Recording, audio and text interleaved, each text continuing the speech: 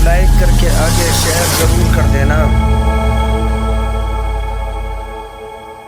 اگر گناہ سے بچ رہے ہو تو یہ اپنی دیڑ ہوشیاری نہیں ہے، اگر گناہ سے بچ رہے ہو تو یہ اللہ کا کرم ہے۔ اس لیے کسی کو گناہ میں مبتلا دیکھ کر اس پہ کرٹیسائز مت کرنا، نکتہ چینی مت کرنا، اس کا مذاق مت اڑانا، پتہ نہیں اللہ اس کو کب نیکیوں کی توفیق دے دے۔ تو اللہ نے فرمایا کہ فرشتوں سے کہ دو تو انہوں نے دو فرشتے جو ان میں فرشتوں میں جو مایا ناز فرشتے تھے، دو کو نکالا، ایک کا نام ہاروت تھا اور دوسرے کا نام ماروت تھا۔ ہاروت اور ماروت کو پھر اللہ نے زمین پہ بھیجا اور ان کو قاضی بنا کے بھیجا، قاضی شرع بنا کر، قاضی شہر بنا کر بھیجا، چیف جسٹس، وہ لوگوں کے فیصلے کرتے۔ جب وہ لوگوں کے فیصلے کرتے، ایک مرتبہ زہرا نام کی بہت خوبصورت عورت آئی، آنے کے بعد انہوں نے اس عورت کو دیکھا اور دیکھنے کے بعد اس کے حسن میں مبتلا ہو گئے۔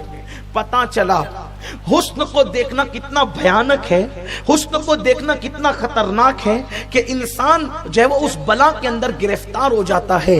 اسی لیے حضرت سیدنا سلیمان علیہ السلام نے اپنے بیٹوں کو نصیحت کی تھی، اے میرے بیٹو، اگر تمہیں ناگ کے پیچھے جانا پڑے تو جانا، مگر حسن کے پیچھے مت جانا، ناگ ڈسے گا تو جان جانے کا خطرہ ہے اور ناجائز حسن ڈسے گا تو ایمان جانے کا خطرہ ہے۔ آج بہت افسوس کے ساتھ یہ بھی بات کہنی پڑتی ہے، آج میری قوم کے نوجوان، چھوٹی چھوٹی عمر کے نوجوان موبائل پر لڑکیوں سے بات کرنے میں لگے رہتے ہیں، الجھے رہتے ہیں، ناجائز محبتوں کا شکار ہو گئے۔ محلے کے اندر لڑکے لڑکی آپس میں ہنسی مذاق کر رہے ہیں، بات چیت کر رہے ہیں، ناجائز تعلقات قائم کر رہے ہیں، اور کبھی کبھی تو وہ ناجائز محبت انسان کو زنا تک لے کر کے جاتی ہے۔ اے میری قوم کے جوان، پاک دامن رہو تو اللہ تمہیں پاک دامن بیبیاں عطا فرمائے گا۔ اگر تم پاک دامن نہ رہے تو یاد رکھنا، کسی کی تھالی پر، کسی کی رکابی پر، کسی کے کھانے پر حملہ کرنے والوں تمہارا کھانا محفوظ نہ رہے گا، کسی کے بستر کو کچلنے والوں تمہارا بستر محفوظ نہ رہے گا۔ میلاد النبی کا جشن صرف رسمی طور پر مت مناؤ، بلکہ عمل کے میدان میں پختگی اختیار کرو، اپنی آنکھوں کو باحیا بناؤ، اپنے کردار کو پارسا بناؤ، اپنے اندر پارسائی پیدا کرو۔ صرف ظاہر کے مسلمان مت بنو، بلکہ قلب کے بھی مسلمان بنو، نگاہ کے بھی مسلمان بنو۔ اقبال کہتے ہیں، زبان سے کہہ لیا لا الہ تو کیا حاصل، دل و نگاہ مسلمان نہیں تو کچھ بھی نہیں۔ اپنی نگاہوں کے اندر تقدس پیدا کرو، اپنے کردار میں پاکیزگی پیدا کرو، اپنے کردار میں اتنی حیا اور پاکیزگی پیدا کرو کہ دنیا پکار اٹھے جب 1450 سال کے بعد آج نبی کے غلاموں کی پاکیزگی کا یہ عالم ہے تو مصطفیٰ جان رحمت کی پاکیزگی کی شان کا عالم کیا ہوگا۔ اپنے کردار سے اپنے نبی پاک کا کردار یاد دلا دو۔ اگر قوم کی بیٹیاں یہاں پر موجود ہیں، میں ان کو بھی ایک پیغام دینا چاہتا ہوں، اے میری قوم کی بیٹی، ایمان کے بعد حیا سب سے بڑا زیور ہے عورت کے پاس، شرم سب سے بڑا زیور ہے عورت کے پاس، اس لیے کہ جو عورت جتنی با حیا ہوگی اللہ اس کو اتنا مضبوط ایمان عطا فرمائے گا۔ جس میں حیا نہیں ہے اس کے پاس ایمان نہیں ہے۔ پارسائی اختیار کرو۔ آج کی لڑکیاں دوپٹوں کو مفلر بنا کر کھوٹیوں پہ ٹانگ کر جو ہے وہ بے پردہ گھوم رہی ہے۔ کل ایسا ہوتا تھا کہ بیٹی اپنے باپ کے سامنے جانے میں ہچکچاتی تھی، آج کل کی لڑکیاں تو اللہ اکبر کسی سے نہیں جھجکتی، وہ ہر جگہ کھڑی ہے، سینہ تان کر کے بڑی بڑی باتیں کر رہی ہے۔ کیا ہو گیا مسلم بیٹیوں کو، کیا ہو گیا مسلم بچیوں کو؟ ہم نے اپنی بیٹیوں کی صحیح تربیت نہ کی، قرآن و سنت کی روشنی میں ہم نے بیٹیوں کی صحیح تربیت نہ کی۔ آج بیٹیاں سیریل دیکھ کر آوارہ ہو رہی ہے، فلمیں دیکھ کر کے گناہوں کے راستے پہ جا رہی ہے۔ خدا کے لیے کنٹرول کرو، ماحول تبدیل کرو، حالات کو بدلنے کی کوشش کرو۔ اللہ اکبر، اگر آج حالات نہ بدلے گئے تو آنے والا دور ایسا بھیانک ہوگا کہ رونے کو مزدور نہیں ملیں گے۔ بیٹیوں کی صحیح تربیت کرو، اولاد کی صحیح تربیت کرو، بیٹوں کی صحیح تربیت کرو۔ اللہ اکبر، ہماری قوم کی بیٹیاں کتنی باحیا تھی۔ اللہ اللہ، ایک بات یاد آتی، قوم کی بیٹیوں کو ایک پیغام دیتے ہوئے کرنا چاہتا ہوں۔ اللہ اکبر، حضرت سیدنا نظام الدین ابو المعید رحمت اللہ تعالی علیہ جب دلی کی سرزمین پر تشریف لائے تو اس وقت دلی والے پانی کے لیے بے چین تھے، پانی کے لیے بے قرار تھے۔ استسقا پڑھ لی گئی، دعائیں کر لی گئی، لیکن بارش نہ ہوئی۔ تو اس وقت حضرت شیخ نظام الدین ابو المعید کو کسی نے کہا کہ آپ دعا کریں۔ حضرت نظام الدین ابو المعید نے جو ہے وہ ایک کپڑے کا ٹکڑا نکالا اور نکال کر کے دعا کی، اللہ اکبر، کالی گھٹائیں چھا گئی اور پورا دلی جل تھل ہو گیا۔ کسی نے پوچھا شیخ نظام الدین ابو المعید سے کہ آپ یہ بتائیں کہ اتنی بڑی بڑی دعائیں ہوئی، اتنی بڑی بڑی آیتیں پڑھی گئی، نماز استسقا پڑھی گئی، لیکن بارش نہیں ہوئی، اس کپڑے کے ٹکڑے کی خصوصیت کیا ہے؟ کیا آپ نے نکال کر دعا کی اور باران رحمت کا نزول ہو گیا؟ شیخ نظام الدین ابو المعید فرماتے ہیں یہ معمولی کپڑے کا ٹکڑا نہیں ہے، یہ میری ماں کے دوپٹے کا ٹکڑا ہے۔ میں نے اللہ سے عرض کیا مولا یہ اس ماں کے دوپٹے کا ٹکڑا ہے جس کے سر کے بالوں کو کبھی اس کے بیٹے نے بھی نہیں دیکھا، اسی کے صدقے میں باران رحمت کا نزول فرما دے۔ یعنی ہماری قوم کی بیٹیاں اور مائیں اتنی پارسا ہوتی تھی کہ وہ اپنے بیٹوں سے بھی اپنے سر کے بالوں کو چھپاتی تھی، اور آج تو بال بنائے جا رہے ہیں۔ قوم کی بیٹیاں بیوٹی پارلر میں جا رہی ہے، یہ حالت ہو گئی ہے، حسن کی طرف جاری نہیں، یہ ہنسنے مسکرانے کی بات نہیں، اس سے تباہی کے سوا کچھ نہیں ہوگا۔ میں سارے بیوٹی پارلروں کو تو نہیں کہتا، لیکن یہ ضرور کہتا ہوں آج کل اکثر بیوٹی پارلر زنا کے دلال بن چکے ہیں۔ وہاں جب عورتیں جاتی ہیں تو باضابطہ کچھ بدچلن عورتیں ایسی ہوتی ہے جو ان کی طبیعت کو دیکھ کے، ان کی نفسیات کو دیکھ کر ان کے جسم کو بیچنے کے لیے اسباب فراہم کرنے کی کوشش کرتی۔ میں آپ سے پوچھنا چاہتا ہوں مسلمانوں کی غیرت کہاں چلی گئی جو مذہب حیا کے تحفظ کے لیے اسلامی بیٹیوں کو مسجد جانے سے روکتا ہے؟ وہ مذہب بیوٹی پارلر میں جانے کی اجازت کیسے دے سکتا ہے؟ رسول پاک کے دور میں عورتوں کا مسجد میں جانا منع نہیں تھا، عورتیں مسجد میں جاتی تھی، لیکن فاروق اعظم نے اپنے دور میں روک دیا کہ اب کوئی عورت مسجد نہیں جائے گی۔ جب عورتیں یہ شکایت لے کر اما عائشہ صدیقہ کے پاس پہنچی کہ جو کام رسول اللہ نے نہیں کیا وہ کام عمر کیوں کرتے ہیں، تو اس وقت ام المومنین نے فرمایا کہ یہ جو آج تمہاری صورتحال ہے، یہ جو آج تمہاری بے احتیاطی ہے، اگر یہ بے احتیاطی اللہ کے رسول دیکھ لیتے تو جو کام عمر کر رہے ہیں وہ کام اللہ کے رسول بھی فرماتے ہیں۔ یعنی حیا کے تحفظ کی خاطر اللہ کے رسول علیہ السلام کے سچے جانشین فاروق اعظم نے عورتوں کو مسجد سے روک دیا۔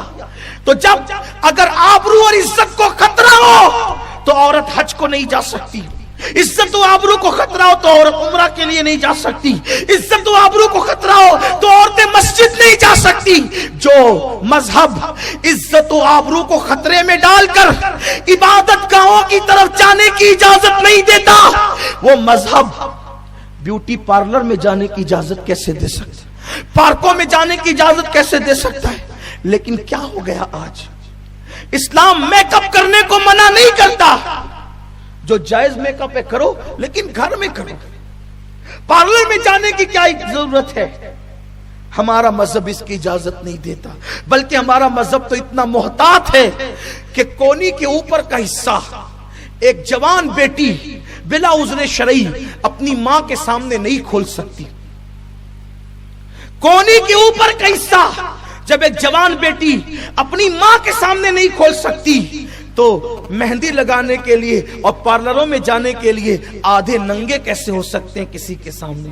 لوگ کہتے ہیں عورتیں ہوتی ہے مولانا صاحب، وہاں ہمیں پتہ ہے کون ہوتا ہے۔ اگر عورت بھی ہو، جب ماں کے سامنے ننگا ہونا جائز نہیں ہے یا اپنی کونیوں کو ننگا کرنا جائز نہیں ہے، کونیوں کے اوپر کے حصے کو، تو ان عورتوں کے سامنے جو بیٹھی ہوئی تمہیں ٹھگ رہی ہے، نہیں، یہ اسلامی تہذیب نہیں ہے۔ اس سے اللہ کے نبی کا دل دکھتا ہے جو تم کرتے ہو، اور جو قوم اپنے نبی کا دل دکھائے وہ قوم کبھی عزت کے ساتھ زمین پہ نہیں جیت سکتی۔ آج جو قوم مسلم ذلت کی وادیوں میں بھٹک رہی ہے، اس کی سب سے بڑی وجہ یہ ہے کہ تم نے گناہ کر کے اپنے نبی کا دل دکھایا، آقا کے دل کو تکلیف پہنچائی، اس لیے تم در در کے بھکاری بن گئے، تم کچلے جا رہے ہو، تباہ کیے جا رہے ہو۔ توبہ توبہ کرو اور صحیح معنی میں رسول پاک علیہ الصلوۃ والتسلیم کے فرامین پر عمل کرنے والے بن جاؤ. دنیا بھی خوشگوار ہو جائے گی, قبر بھی خوشگوار ہو جائے گی, آخرت بھی خوشگوار ہو جائے گی. تو میں گفتگو سمیٹ رہا تھا, اس پہ بات مکمل کر دوں. ہاروت اور ماروت کو جب انسان کی شکل میں بھیجا گیا تو زہرا نام کی ایک خوبصورت عورت آئی, اس کے حسن پر نظر پڑی تو ان لوگوں نے دیکھا اور اس کو کہا کہ ہم جو چاہتے ہیں تو ہمارے ساتھ کر. یعنی ان لوگوں نے اس کو گناہ کی دعوت دی. وہ ایک بچہ گود میں لائی, کہنے لگی کہ اس بچے کو قتل کر دو تو میں اپنے جسم پر تمہیں قابو دے دوں گی. زمین پر آئے تھے لیکن کچھ رابطہ باقی تھا نا اس کائنات سے, تو کہا کہ ہم قتل نہیں کریں گے. اس کے بعد اس نے دوسرے دن آئی, پھر کہا کہ اپنے جسم پہ ہمیں قابو دے دو. اس نے کہا شرط ہے کہ میرے بت کی عبادت کرو. کہ یہ شرک ہے, نہیں کر سکتے. پھر تیسری مرتبہ آئی تو کہا کہ اپنے جسم پہ قابو دے دو. تو اس نے کہا کہ شراب پی لو, شراب پی لو. ان لوگوں نے سوچا بت کو سجدہ کرنا شرک, کسی کا قتل کرنا بے جان جو ہے وہ کسی جان کا نہ قتل کرنا, ناجائز قتل کرنا, یہ بہت تباہی کا ذریعہ ہوگا اور بہت اس کا بھیانک انجام ہوگا. لیکن جب اس نے کہا نا کہ شراب پی لو, وہ سوچا کہ اگر ایک گلاس چند گھونٹ شراب پی لیں گے تو کیا ہوگا.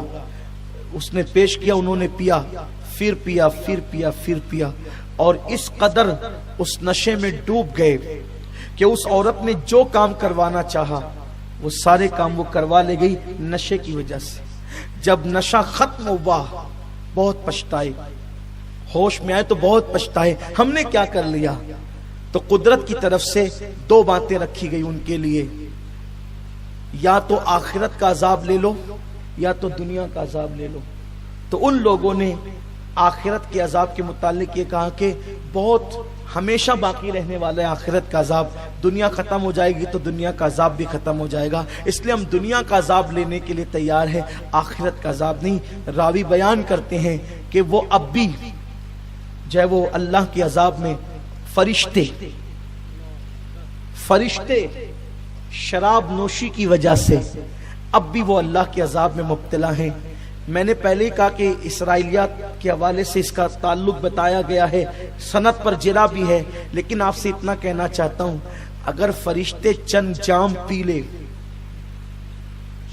فرشتے چند جام شراب کے پی لے تو قیامت تک مصیبت میں گرفتار رہتے ہیں, اور تم ساری زندگی نشے میں مست رہو, پوری رات نشے میں پڑے رہو, کتا گولیاں کھاؤ, اس سے نشہ کرو, اس سے نشہ کرو, ہیروائن سے نشہ کرو, انجیکشن سے نشہ کرو, تمہارا انجام کیا ہوگا, نشہ کرنے والوں کا انجام کیا ہوگا.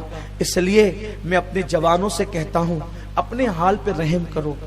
میلاد النبی کا مقصد یہ ہے, حضور کی آمد کا مقصد یہ ہے کہ گندگی سے تمہیں نکال کر ایک سچا سچا ستھرا انسان بنا دیا جائے, تمہیں ایک پاکیزہ انسان بنا دیا جائے. میرے پیارے آقا صلی اللہ علیہ وسلم کے دیوانوں, جب فرشتوں کے ساتھ یہ کیا گیا تو میری اور آپ کی حیثیت کیا ہے. اس لیے کبھی شراب کے قریب مت جاؤ, نشے کے قریب مت جاؤ, ناجائز محبتوں کے قریب مت جاؤ, اور حضور کا میلاد مناؤ لیکن ڈی جے مت بجانا, ناجائز اور حرام کام مت کرنا. اللہ نے توفیق دی ہے نہیں پورا گھر سجا سکے, ایک چھوٹا سا بلب لگا دینا تاکہ خوشی کا اظہار ہو, اور گھر پہ ایک جھنڈا لگا دینا تاکہ پتا چلے کہ آپ حضور علیہ الصلوۃ والتسلیم آمد کے موقع پر خوشی منا رہے ہیں. اللہ سے دعا ہے اللہ مجھے آپ سب کو عمل کی توفیق دے. گفتگو کے درمیان اگر کوئی غلطی ہو گئی ہو اللہ معاف فرمائے.